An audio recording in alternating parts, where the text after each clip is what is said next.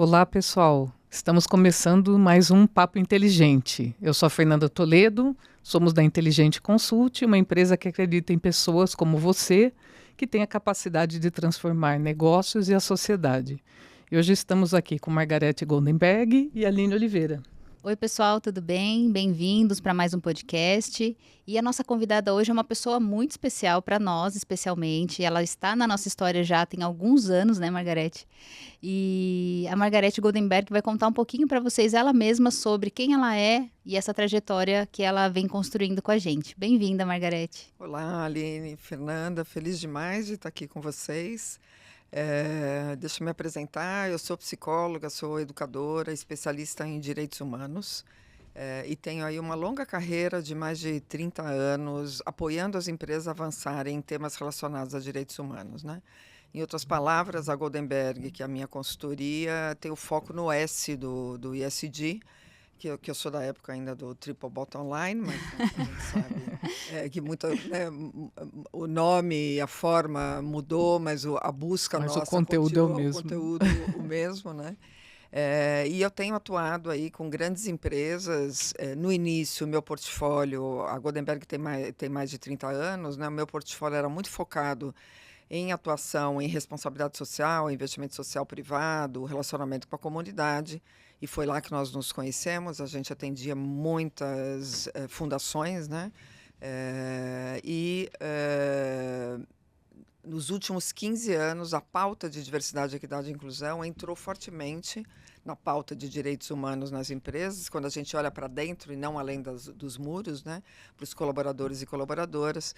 E aí eu aprofundei meus estudos em gênero, em equidade, fiz uma pós no tema de diversidade, equidade, inclusão e direitos humanos, e a gente tem avançado muito. Hoje, meu portfólio, a gente atende cerca de 70 empresas na Goldenberg.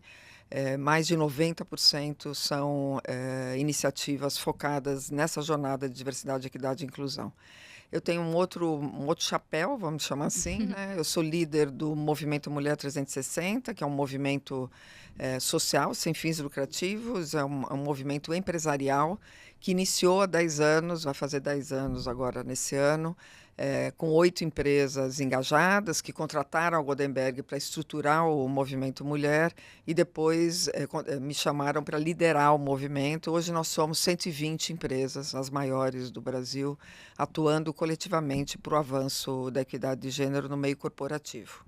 Muito legal. A gente vai falar daqui a pouquinho do movimento também, mas para a gente começar, né, e começar a deixar todo mundo também na mesma página, a gente queria que você explicasse um pouquinho para a gente do que se trata quando a gente fala de diversidade, equidade e inclusão. O que essas letrinhas querem dizer? Muito bem. Acho importante porque muitas vezes a gente começa pulando o primeiro capítulo, né? E depois, mais para frente, faz falta, né, esses conceitos. Diversidade, equidade e inclusão, ou a sigla, que é muito conhecida no Brasil, a gente fala de D&I, né, que seria a sigla em inglês, diz respeito a questão da formação do time nas organizações, né? Então, diversidade, essa dimensão de diversidade está relacionada à pluralidade de perfis das pessoas, né? A sociedade brasileira é extremamente diversa, né? Nós temos mais de 52% de mulheres, 56% de pessoas negras, que é a soma de pessoas pretas e pardas, 12% de pessoas LGBTQIA+, 8%, 8,5% de pessoas com deficiência, a pirâmide etária vem envelhecendo, então nós já estamos com um número muito alto da população com 50 a mais, e isso tende a chegar a mais de 50% a partir de 2030.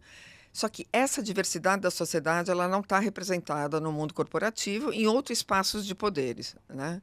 No governo e em outros espaços. Nós, especificamente, trabalhamos com o mundo corporativo. A ideia e a nossa meta de quem trabalha nesse tema é que que reflita essa diversidade da sociedade, da diversidade demográfica, dentro das organizações. Porque se não houvesse barreiras intangíveis, o racismo, o machismo, a homofobia, a misoginia e tudo isso, a tendência era que, né, a gente tivesse esse equilíbrio e essa representatividade similar à da sociedade no mundo corporativo. Porque, afinal de contas, mulheres não são menos inteligentes, muito pelo contrário, nós temos uma formação muito maior, né? Desde 1985, o número de mulheres formadas na universidade é maior do que homens, quer dizer, se for em todos os níveis, mestrado, todos. Então, assim, não tem fatores tangíveis que expliquem essa desigualdade. Mas isso é só diversidade. Não basta eu ter essa diversidade dentro da organização se eu não tiver equidade de oportunidades, né? Então, é bem comum, inclusive, algumas empresas implementarem ações afirmativas em busca de maior número de profissionais negros ou mesmo mulheres e parar por aí. E aí não adianta, porque eu tenho já uma estrutura interna, afinal de contas, as empresas foram feitas por homens e para homens, com ambiências que muitas vezes são discriminatórias, repletas de microagressões, de assédio, muitas vezes inconscientes, muitas vezes não intencionais, mas eles existem, que acaba não dando as mesmas condições de desenvolvimento para homens e mulheres, brancos e negros. Então, eu preciso ter equidade de oportunidades.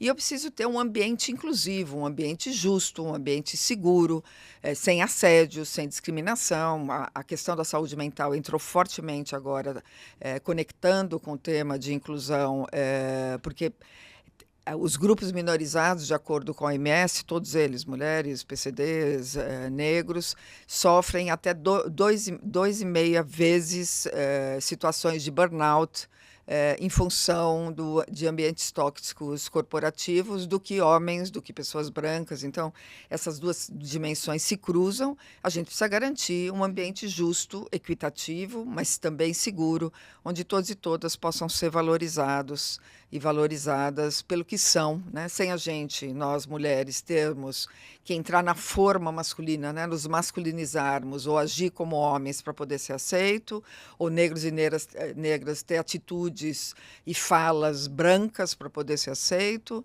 ou gays e lésbicas esconderem sua orientação para poder ser aceito. Não é sobre isso, né? Então não adianta estar lá.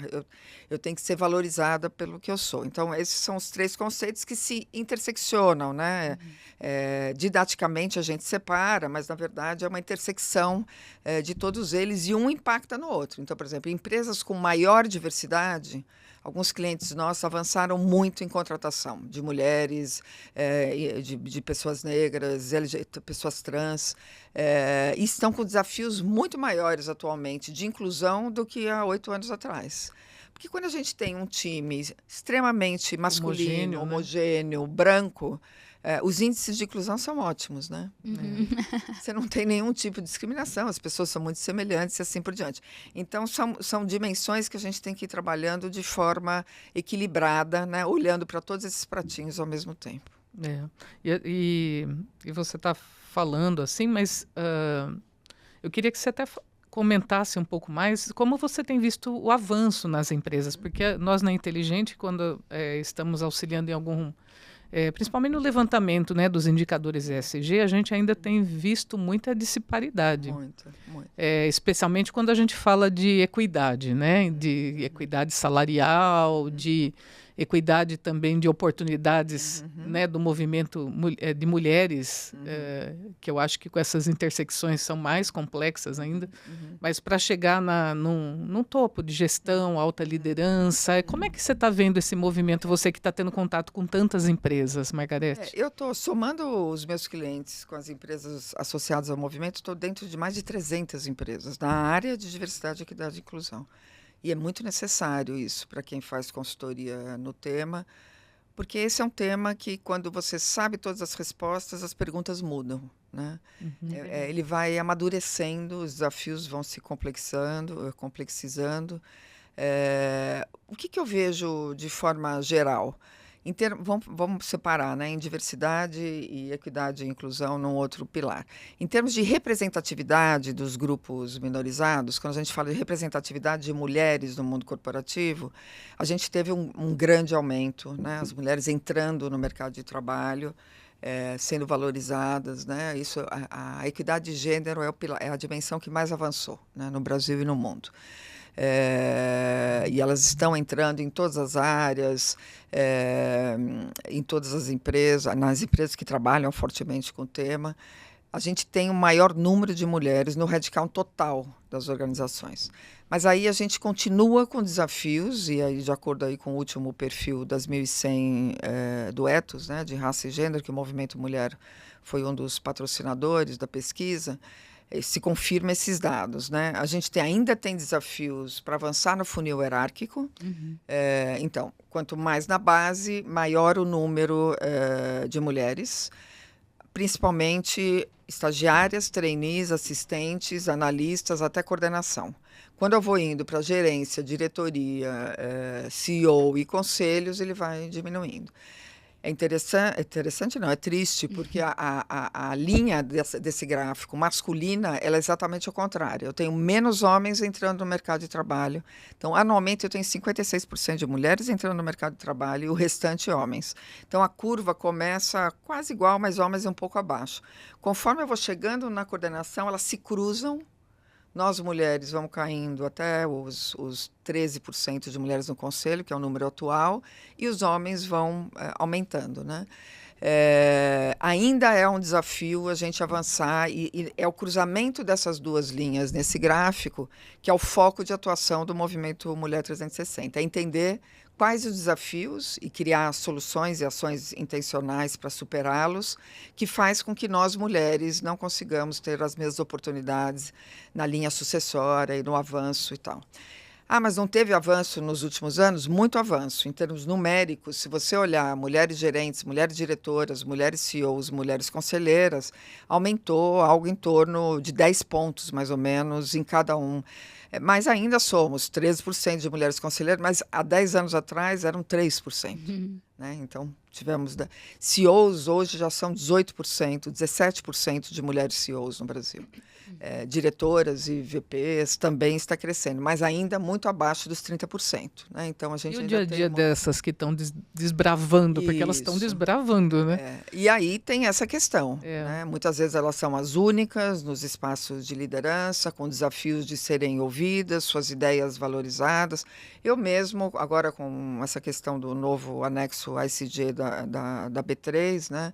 Que determina ter pelo menos uma mulher nos conselhos e uma pessoa de grupo minorizado, eu faço parte de alguns conselhos e um deles, inclusive, eu pedi para sair, porque era nítido que eu estava ali para tirar foto e assim, eu tentava. E olha que eu tenho uma fala assertiva, eu fui criada em ambientes muito olha que masculinos. Você já tá, né, com todo e assim, primeiro que não me incluíam nos debates, então não tinha perguntas dirigidas a mim, e quando eu tentava colaborar, era nítido o pouco caso, e me cortavam e tal. E eu me posicionei, olha, gente, eu estou aqui, mas assim, vocês não querem a minha voz, o meu conhecimento, o meu olhar, a minha expertise, a minha colaboração para os temas que são discutidos. Vocês querem a foto da mulher sentada aqui no meio de 8 homens, né? E essa percepção que às vezes eu tenho. E eu não vou me sujeitar a isso. Acho que vocês não precisam da minha contribuição. Então, a cultura, ela tem que mudar, né? Sim. É por isso que o debate é tão intenso em relação a cotas. Né? Tem um impacto muito positivo? Tem. O número, por exemplo, de pessoas com deficiência que a gente tem a lei de cotas é muito baixo ainda no mundo corporativo, mas é muito maior do que antes da lei de cotas.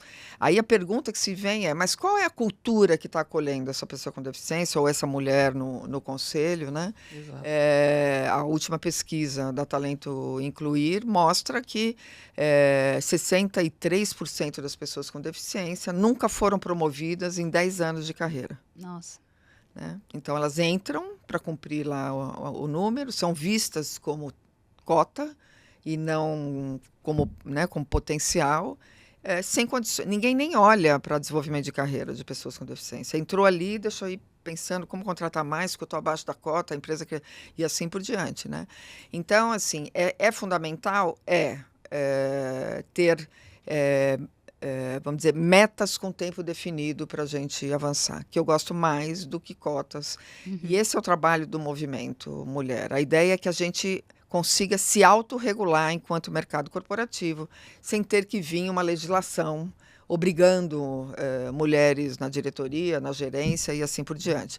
E mostrar que é possível, nós temos metas a serem atingidas, né? 30% de mulheres na alta liderança até 2025, 50% até 2030, que são as mesmas metas do Elas Lideram, que é um movimento do Pacto Global, porque nós somos parceiros, né? Uhum. Mas não é uma cota, é para orientar as empresas aonde nós queremos chegar. Toda a área de negócio da empresa tem metas com tempo definido, por que essa não teria? Inclusive, eu preciso desenhar minhas estratégias em função disso, né? Tem um outro desafio que, além do crescimento e da ambiência inclusiva, segura, com oportunidades equitativas, que é aonde as mulheres estão em termos de áreas. Então, isso também é um desafio, porque ninguém chega a ser CEO, eu tenho um monte de amiga no RH, elas ficam bravas quando eu falo isso, mas ninguém chega a ser CEOs ficando 25 anos no RH. A gente tem mulheres muitos anos, no jurídico, marketing, sustentabilidade, ESG. São áreas meio, né? São áreas meio, não são áreas conectadas com o core da empresa. Né? Então, a gente tem que ter essas oportunidades e ambições de circular e ter mobilidade interna, né? Porque é só assim que a gente consegue, em vendas, né? Em área de negócio e tudo mais. Então, são desafios vamos dizer, da mobilidade das mulheres nas organizações que acabam impedindo que a gente avance no tempo necessário. Nós temos um outro desafio que isso vale para todos os grupos sociais, mas eu vou falar especialmente das mulheres, que é o desafio de engajamento dos homens nessa conversa. Um grande desafio. Um grande desafio. É percebido e muito a gente tem reformulado, eu mesmo com os nossos clientes temos reformulado muitas estratégias já há alguns anos para incluir uma conversa que eu chamo de ganha-ganha. Né? É uma conversa onde nós não somos vítimas, nós mulheres e homens culpados, os heróis e os bandidos, né? Porque tem um pouco os vitimizados, né? Negros, mulheres, e a conversa de D&I é para essas pessoas, e aqueles que estão ali na organização que a gente precisa só engajar para nos ajudar, né? Então, eu coleciono frases corporativas, para escrever um livro. Já vou comprar. Mas sem autoria, eu sempre brinco, senão eu vou perder os clientes, né? Sem citar o autor. Porque essas frases dizem muito e a gente precisa entender o ponto de vista do outro para poder trazer todos e todas para a nossa conversa. Que é uma coisa assim, quando me encontram em eventos, Margarete, que bom te ver, você não sabe, a minha empresa, eu sou aliado de gênero, porque eu entendo que esse problema de vocês, mulheres, é importante, é estratégico, e eu quero ajudar vocês a superar isso. É exatamente, ele está achando que eu vou aplaudir ele e beijar, mas é essa visão. O problema é delas sobre equidade de gênero, né? Então, nós precisamos trabalhar uma narrativa que inclua todos e todas nessa conversa. Equidade de gênero não é um problema nosso, é um problema da sociedade, é fruto de uma cultura patriarcal que veio há anos, né, impregnando, e não somos só nós mulheres que somos vítimas da cultura patriarcal, e isso se fala pouco, homens são muito vítimas da cultura patriarcal, também estão amarrados, né, num papel social pré-definido, que não pode ser vulnerável, que tem que saber tudo, que não. Eu lembro, eu tenho tive falecido, mas eu tive um irmão que meu pai criava completamente diferente. Ele queria brincar com a gente de boneca, que era eu e minha irmã, e não podia, né? Não, você não, sai daí. Não pega nisso. Que vai trocar fralda, brincando de mamadeira, de cozinha, não chora, levou um tapa na escola, volta e dá 2. Era esse o estímulo, né? Isso melhorou hoje em dia, mas ainda tem muito disso impregnado. E aí a gente quer líderes humanizados, empáticos, que saibam escutar, parceiros e parceiras, né, no nosso dia a dia, que esteja conosco na divisão de tarefas dessa economia do cuidado de forma ampla, além dos filhos, né, do cachorro, da casa, da cozinha, de tudo. A gente quer pessoas humanas, éticas, que é completamente o oposto do que nós ensinamos esses meninos. Então, equidade de gênero favorece a todos, né, e a todas, além de ter os resultados de impacto para a própria organização. Então, trazer os homens para essa conversa, assim como trazer os brancos para a conversa do racismo, né, dos grupos sociais, dos negros e negras, sempre é válido e é um desafio e é uma tendência que a gente vem trabalhando fortemente nas organizações, né? Essa era uma pergunta que eu queria fazer para você, Margarete, né? Então, a gente fala de uma necessidade de que a cultura se molde, né? Que mudem as formas de comportamento, Isso. que mudem os padrões. Mas as empresas ainda também seguem um padrão muito masculinizado. A gente ouviu recentemente que falta energia masculina nas empresas, né? Então, tem uma série de questões ainda sendo ditas, né? E circundando tudo isso. Mas você mesma trouxe também agora que o processo de diversidade, equidade e inclusão não é só um movimento de causa, ele é um movimento de impacto também dentro das organizações. Exatamente. E aí eu queria que você comentasse um pouco para a gente sobre quais são esses impactos, né? O que uma organização, o que uma empresa ganha em adotar essas iniciativas? Ótimo. Eu sempre digo que as jornadas de diversidade, equidade e inclusão nas empresas são conectadas com 3 imperativos. O primeiro é o imperativo moral, né? Não dá para falar em outros imperativos se não falar do imperativo moral. O que é o imperativo moral? Garantir que todos e todas, independente das suas características e externalidades, tenham oportunidades equitativas, que possam entrar no mercado de trabalho, que possa ser tratada de forma justa. É uma questão de direitos humanos, né? E é uma pauta de direitos humanos. Isso tem que estar previsto em todos os códigos de conduta e de valores, né, nas organizações, tratando a discriminação e a exclusão como algo inegociável, né? Com punições, mostrando que é ilegalidade, né? Então, primeiro é o imperativo moral. Nós temos um imperativo legal no Brasil. Hoje o Brasil é um dos países que tem um arcabouço legal mais robusto em relação ao tema, avançando, contrário de muitos países que estão retrocedendo. Aqui nós estamos avançando muito.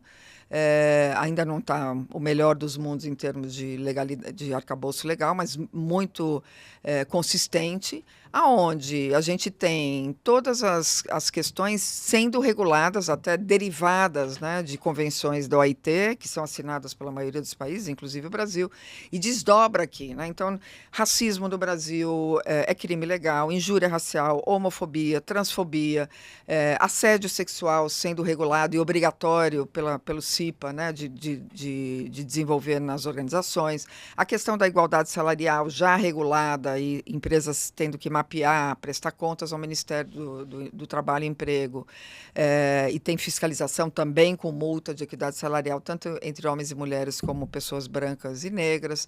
Agora, recentemente, NR1 e outras normatizações muito importantes em relação à saúde mental, segurança psicológica, também com obrigatoriedades. Então, assim, é um imperativo legal. Tanto que nós temos aí um último relatório do Ministério do Trabalho, um aumento de causas trabalhistas, de ações trabalhistas relacionadas a racismo, homofobia e assédio sexual e moral contra mulheres, de mais de 30% de 2023 para 2024. E aí, quando eu falo isso, as pessoas algumas vezes me perguntam, nossa, mas com todo esse movimento, está aumentando o racismo e o machismo e o assédio? Não. Na verdade, agora a gente sabe o nome, nós estamos empoderadas e sabemos os nossos direitos e vamos atrás deles, né? Eu comecei a trabalhar muito cedo, aos 16 anos. Aos 20 e poucos, eu já estava em empresas muito masculinas e eu tinha um chefe, especialmente, que ele era muito incômodo. Só que, assim, eu não sabia o conceito, a gente não sabia o que era assédio, a gente não falava sobre assédio, não conversava isso entre mulheres. Então, eu entendia que era um problema meu. Eu me lembro me marcou tanto que eu me lembro eu indo para casa pensando, eu acho que minha roupa estava inadequada, estava decotada, eu acho que eu falei com ele, eu devo ter posto a mão nele, refletindo o que eu tinha feito que tinha promovido aquilo, porque eu entendia que era culpa da Margarete. E eu nem sabia que era uma questão das mulheres, né? Exatamente. Então, esse é um imperativo legal. É uma questão reputacional, de custos, né? Não tem jeito, você vai ter que avançar. E tem o imperativo econômico, que complementa esses dois, né? Está mais do que comprovado que empresas com times executivos. Não adianta ter as mulheres e as pessoas negras nos cargos de entrada. Então, que a gente esteja em todos os níveis, principalmente onde se tomam decisões, times plurais lá no nível executivo.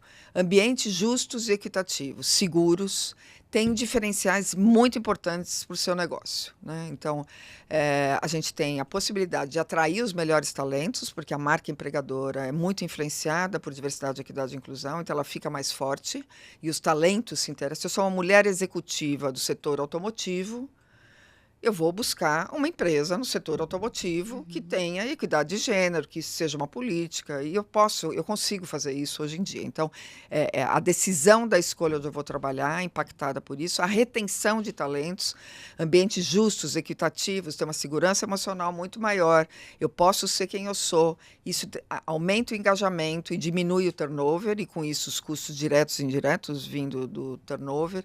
A gente fala de inovação, aumento da inovação, da criatividade, pessoas plurais, com vivências plurais, têm olhares plurais para as mesmas questões. O resultado disso é criatividade, é inovação, é disrupção, e tem tudo isso que eu estou falando, tem muitas pesquisas, inclusive mostrando que times plurais em empresas, essas empresas têm um número de registro de patentes muito maior do que empresas com times homogêneos. Então, tem muito dado comprovando isso. Nós estamos falando de aumento de produtividade, aumento de lucratividade, está aí os estudos da McKinsey para confirmar que quanto maior o número, né, de mulheres, de pessoas negras, chega a 35% as diferenças entre empresas com times executivos homogêneos e aquelas com times plurais, o impacto no EBITDA diretamente.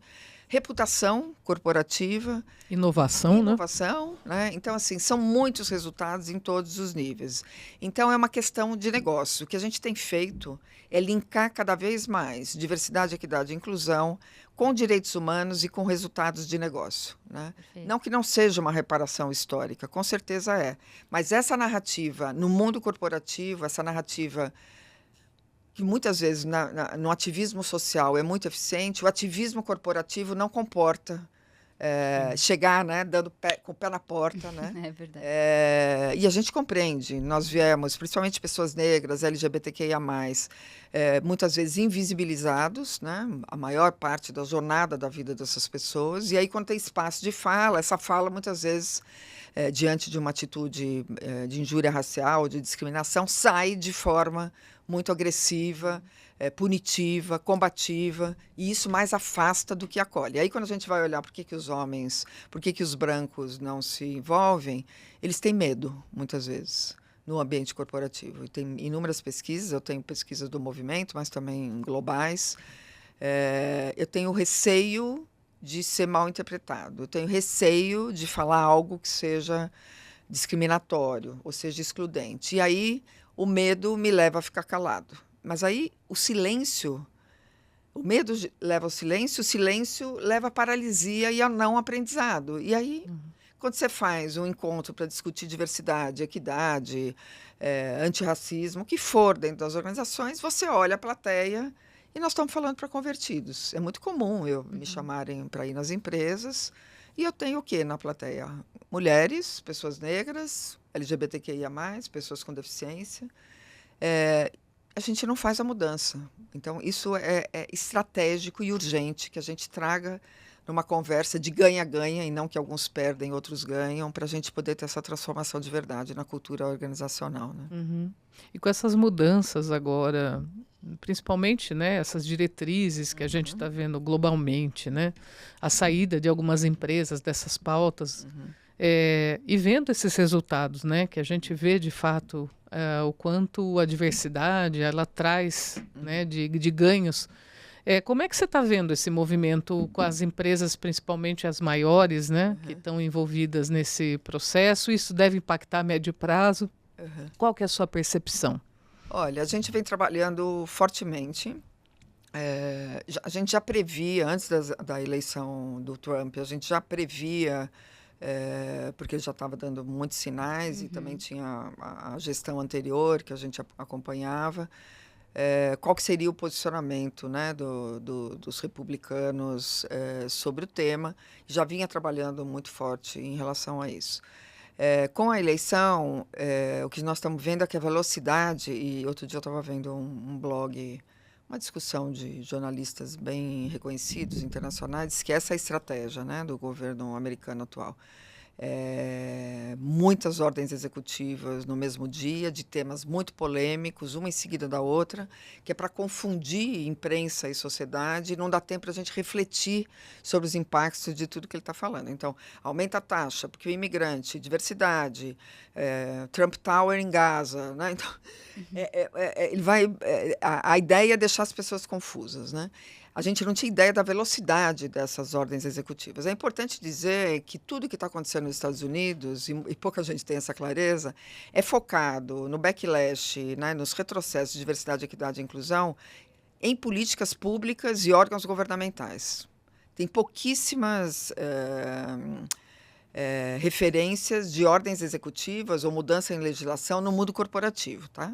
Mas os compliances, os jurídicos das empresas e que têm clientes no governo e preocupado com stakeholders, com acionistas, estão prevendo que isso pode ter um impacto, né, daqui a pouco no mundo corporativo. E aí estão evitando, muitas vezes, somente na narrativa e na embalagem e no nome. Eu conheço várias que estão modificando um pouco a narrativa, tirando do portal, não vão participar de rankings, mas assim, não conseguem trabalhar se não seguirem promovendo diversidade e inclusão. Um caminho sem volta. Um caminho sem volta, mas vamos dizer, aliviar. Não se expõe tanto, Não né? se expõe tanto.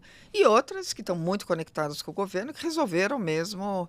E outras que não é verdade, que a imprensa, eu tenho feito, estou até cansada disso, esse papel um pouco nas redes sociais, porque tem muita inverdade, só mostrando o meio copo vazio, né?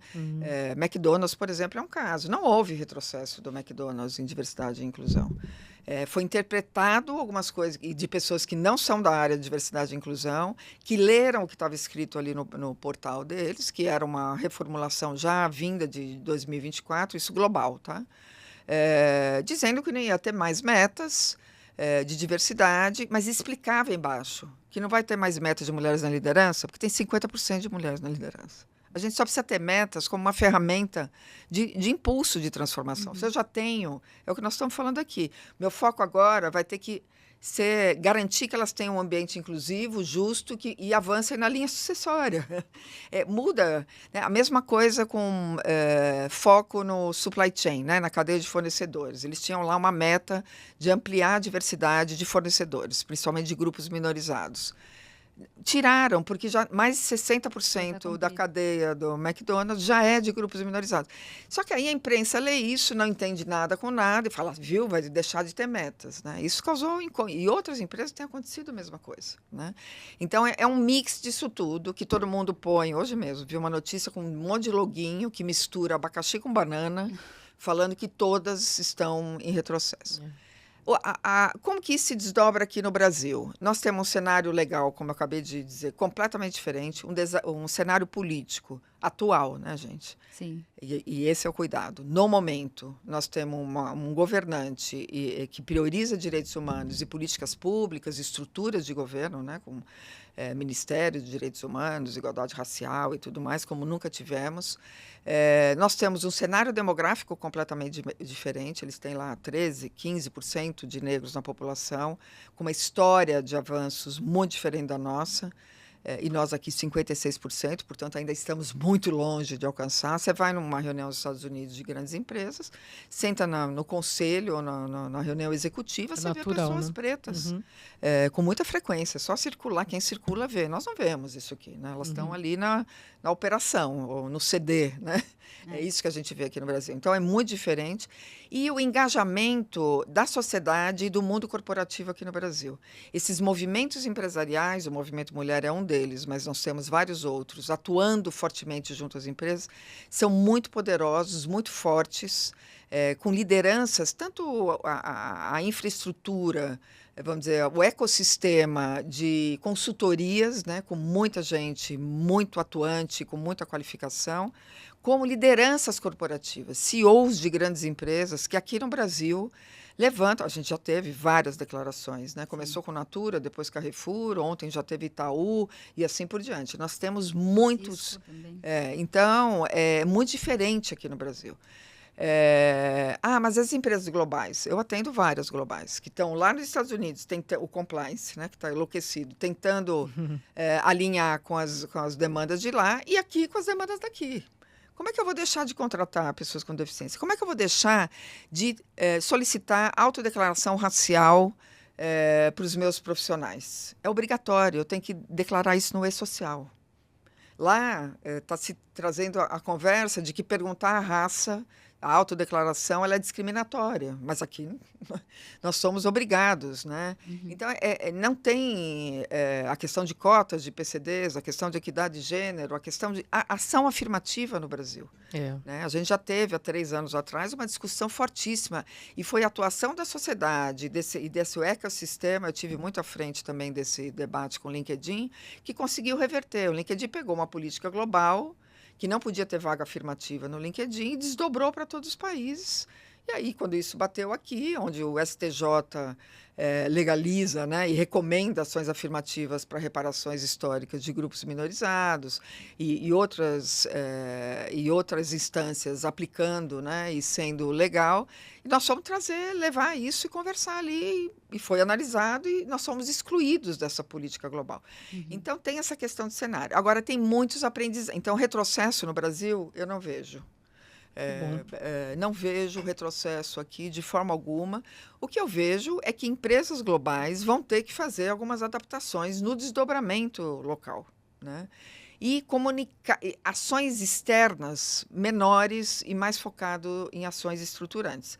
Porque tem aí pessoas, inclusive, pagas, remuneradas, para buscar empresas que têm metas, que têm ação afirmativa, para torná-las bode expiatório, ter problemas e perseguição política e legal. Então, assim, é muito cuidadoso.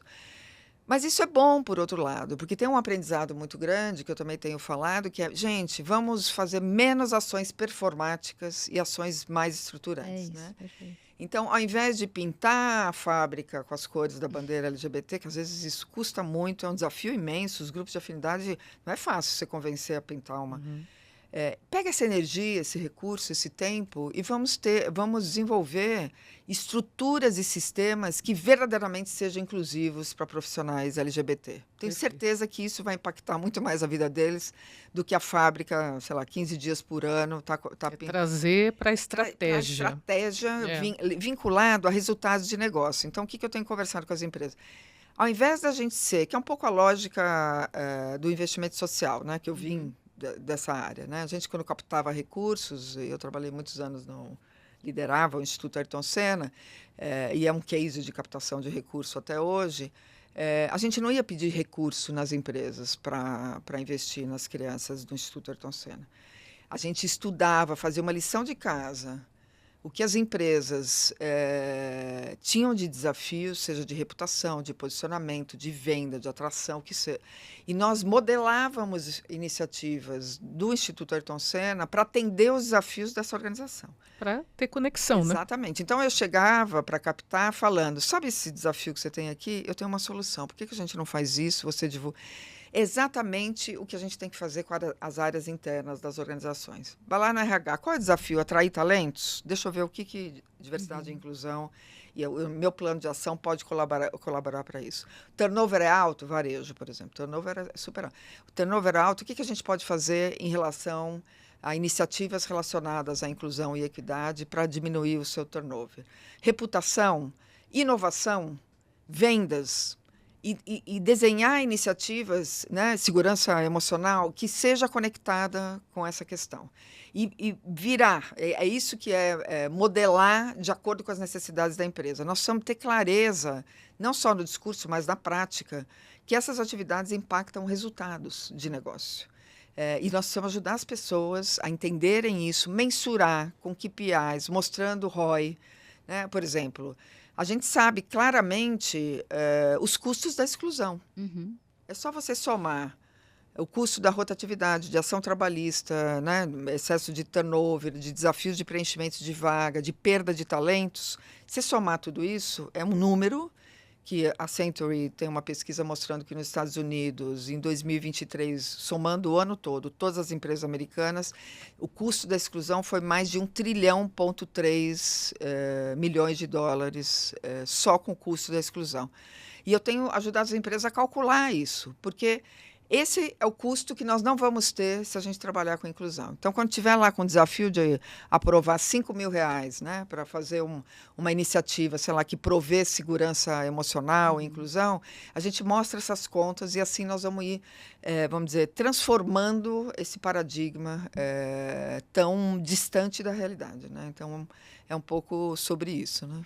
E isso que você está trazendo é tão interessante, Margarete, porque a gente percebe que tem, muitas vezes, um descolamento, né, entre os discursos de causas, né, que vêm de direitos humanos, enfim, para as estratégias de negócios. O próprio ESG, né, veio nesse movimento. Então, ele começou com um estouro de iniciativas, né, de necessidades e demandas, e veio muita coisa para enfeitar, né, a cereja do bolo enquanto o bolo está estragado, né? Então, a gente viu isso acontecer em muitas empresas, né?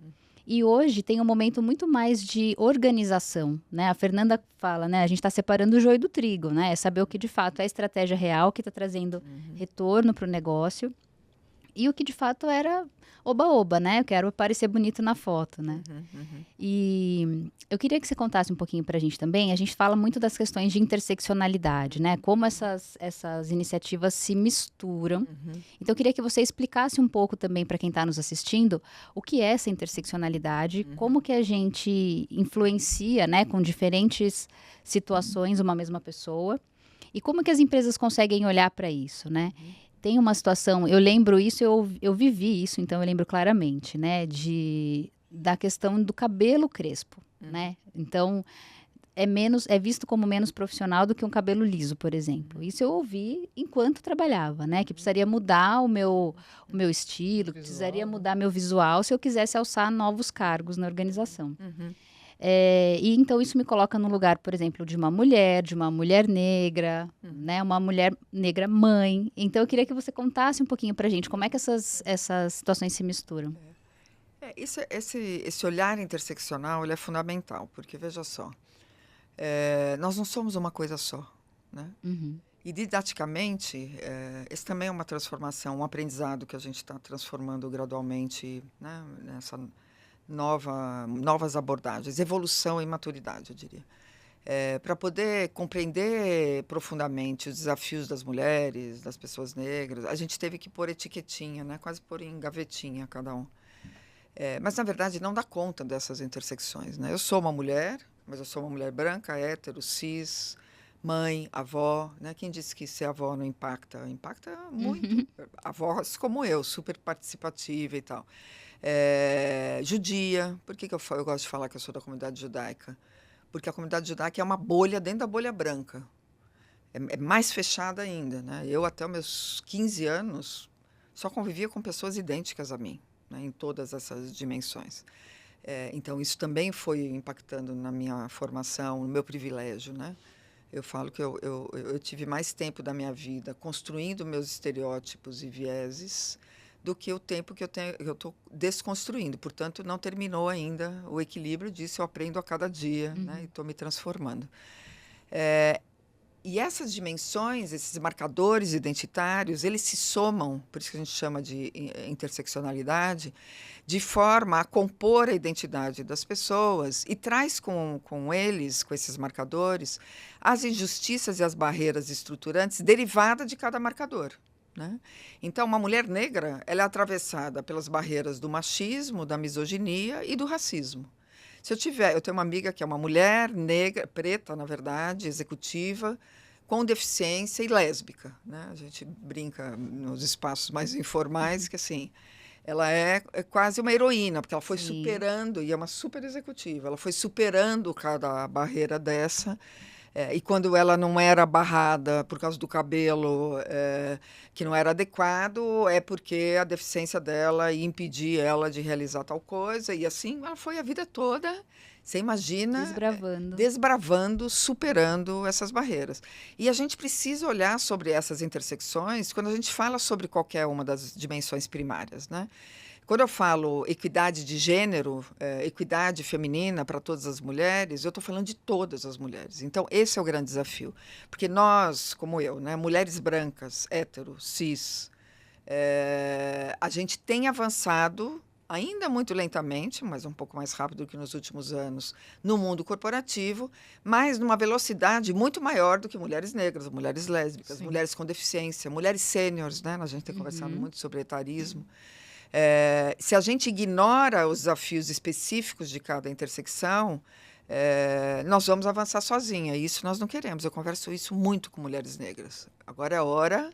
Nós chegamos em alguns lugares onde a gente tem mais poder e influência, não em todos que a gente gostaria, mas em alguns. O que nós vamos fazer com o nosso... A gente falava que eram homens que estavam aqui. Agora, nós, mulheres brancas, estamos aqui. O que nós vamos fazer com o nosso poder e influência? Porque se você olhar para trás, o fosso civilizatório continua ali, né? E eu costumo dizer que quando a gente enxerga esse fosso civilizatório, onde alguns têm direitos e oportunidades garantidos e outros não, é impossível a gente ignorar que ele existe, né?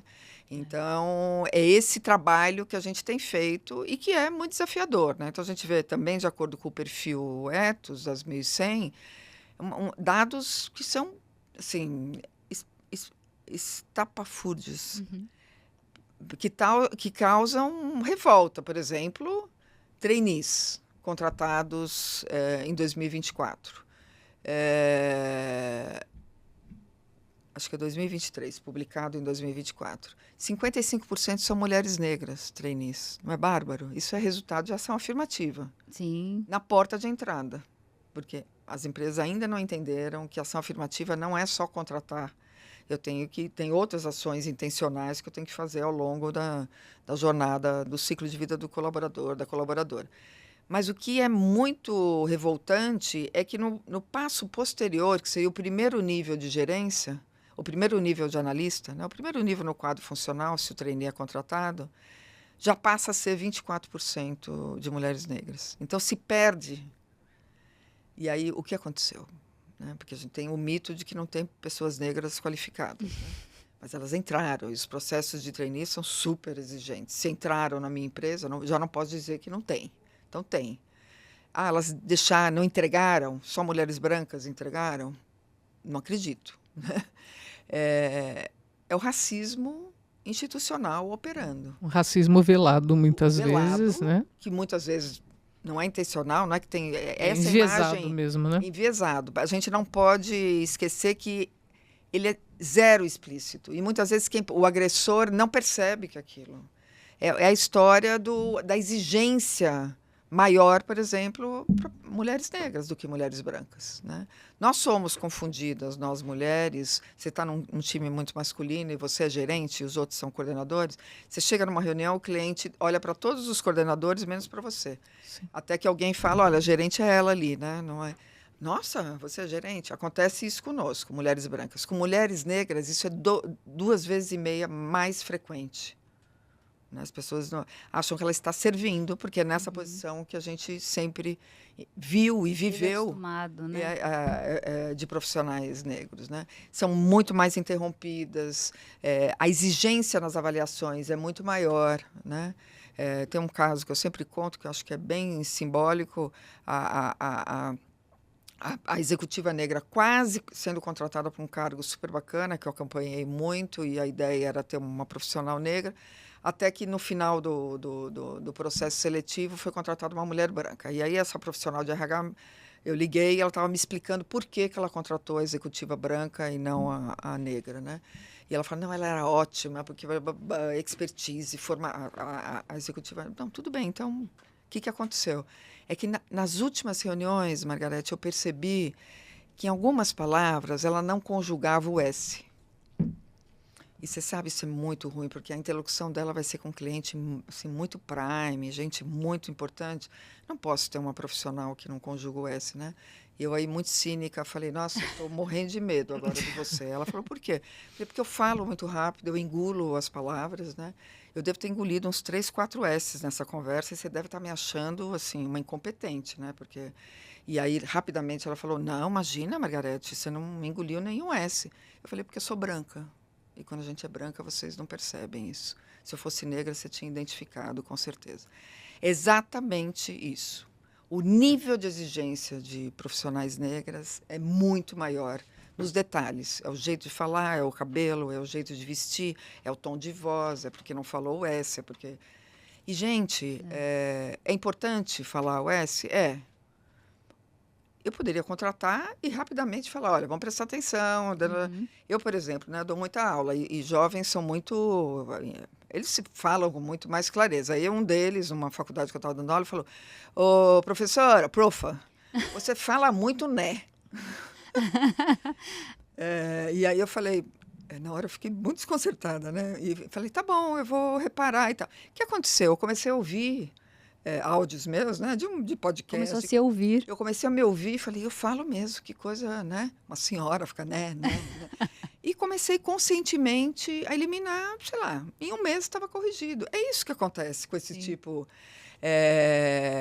Mas o impacto disso para pessoas brancas é muito diferente. Então, esse olhar interseccional, ele é fundamental para a gente entender essas intersecções de barreiras e lidar com essas diferenças de forma a valorizar essas diferenças com estratégias que muitas vezes são complementares, não são únicas. E você falou um ponto assim, né, que é um produto muito prime, né, e a gente tem, né, essa barreira maior ainda quando as empresas elas têm um pouco esse produto prime, vamos dizer, né. E aí eu até me trouxe, né, algumas lembranças assim, mas eu acho que exatamente essa barreira cultural, né, e tem uma barreira social muito grande a ser vencida e que muitas vezes as empresas justificam com essas situações assim que não são justificáveis, né? Não são. Então, essa tensão, né, para a gente fazer o que é certo, o que é correto. Então, é bom para as pessoas, quando a gente fala de diversidade e inclusão, para a sociedade, porque é o correto a ser feito. A gente precisa dar essa equidade de direitos, né? Nós não somos todos iguais, não é verdade, né? Está lá na Constituição, né? Nós somos todos iguais, sujeitos de direito, de não discriminação. Mas está na lei, não é isso que a gente sabe. Direitos de tudo, de saúde. Nós estamos falando de trabalho, mas direitos de saúde, de habitação. A gente tem casos, análises da área de saúde, da forma como parturientes negras, né? Tem um mito, um estereótipo horroroso de que pessoas advindos da escravidão, né? Que pessoas negras aguentam mais dor.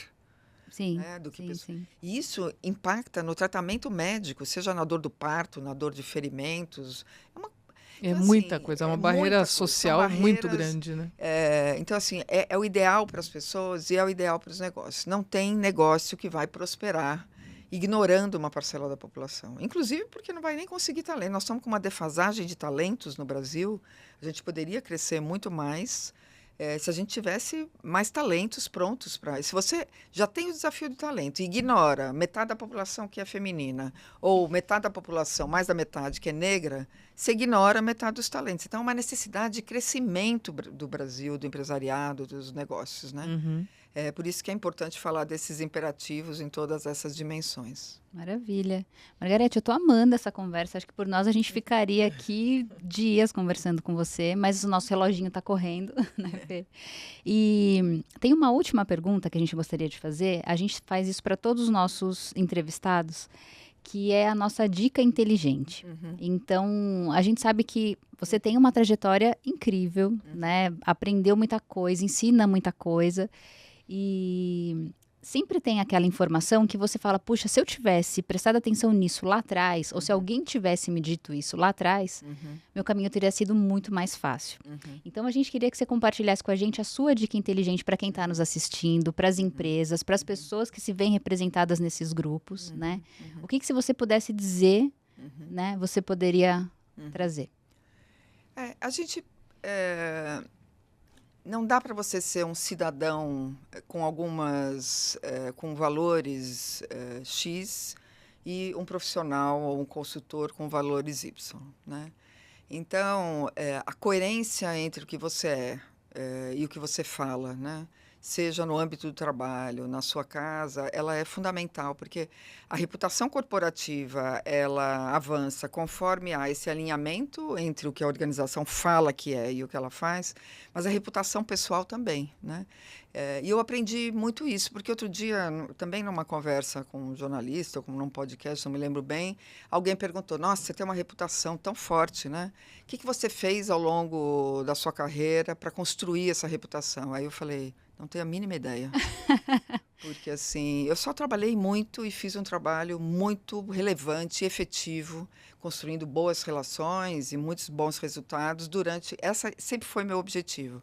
E foi isso que construiu a minha reputação, né? Então, a gente ser... O que você pode fazer na sua casa em prol da inclusão e da diversidade, né? No meu caso. Na relação com seus filhos, se você está criando filhos ainda, que homem ou que menina vai ser essa? Ela vai ser aquela que vai estar com desafios também de se posicionar, com a autoconfiança abalada, meninos que não podem ser vulneráveis, que não podem chorar. Quais livros você está lendo? Como que você se posiciona numa discussão que você vê num supermercado, que você está envolvida? Eu sempre falo, olha o caráter da pessoa pela forma que ela trata outras pessoas que não estão na mesa de executivos, né? Que está no elevador, assessorista, e ser genuíno nisso, entre o que a gente é, os nossos valores e o que a gente faz em qualquer espaço, traz uma tranquilidade muito grande, um bem-estar muito grande, porque não tem que fingir atores, né, protagonistas diferentes, e isso constrói uma paz interior muito grande, uma reputação muito bacana para a gente continuar fazendo o que a gente gosta. Então, essa é a minha dica, que eu não tinha ideia, mas que eu construí isso e agora eu organizo, né, conceitualizo para poder multiplicar. Em tempos de redes sociais, onde muitas vezes as pessoas avaliam a qualidade de um consultor ou de um profissional pelo número de likes, né, acho que é importante a gente dizer o quanto na reputação pessoal, o que vale mesmo é a gente ser verdadeira, né? E se justiça social é a minha escolha de vida, é a minha escolha de trabalho, e essas coisas são alinhadas, acho que isso leva a gente muito longe. Que maravilhoso. Uma aula, né, Margarete? Até para dar luz, né, esse movimento 360 que tem sido tão importante, né? A gente viu aí o manifesto recente nas redes sociais aí com mais de 700 empresas.